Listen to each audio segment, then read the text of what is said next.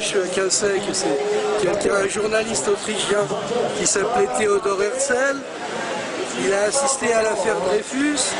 Il a dit « Je veux créer un État juif pour qu'il n'y ait plus jamais d'affaires comme celle-là ».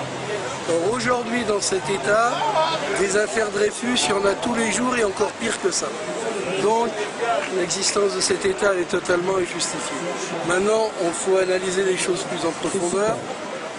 Dans la Torah, c'est écrit qu'au moment de la destruction du second temple, Dieu, du fait de la haine gratuite qui régnait entre nous les Juifs, j'étais en train d'expliquer, chacun sait que le second temple de Jérusalem a été détruit.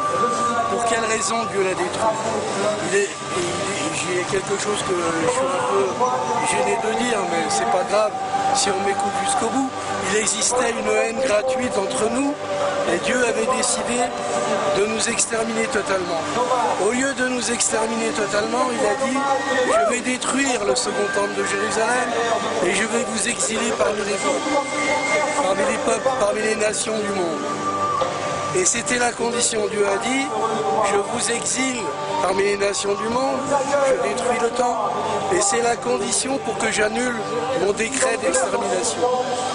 À partir de là, jusqu'au temps du Mashiach, c'est-à-dire du Messie que nous attendons, que tous les Juifs attendent, il n'est plus question de dire nous avons un idéal que le peuple juif revienne en terre d'Israël. C'est totalement absurde, puisque la condition pour que Dieu annule son décret d'extermination était que vous acceptiez, avec amour d'ailleurs, le fait d'être exilé. Et Dieu nous a promis, si vous vous comportez comme je vous le demande, il ne vous arrivera rien parmi les goïms. Goïms, ça veut dire parmi les nations. Non seulement vous vivrez bien, mais vous vivrez encore mieux que les goïms. Vous vivrez encore mieux. À partir de là, c'est une hérésie le sionisme. D'ailleurs, Dieu nous a fait jurer 2 serments. Interdiction de conquérir la terre d'Israël par la force, interdiction de se révolter contre les peuples parmi lesquels vous êtes exilés, ou même si ça se trouve en Palestine.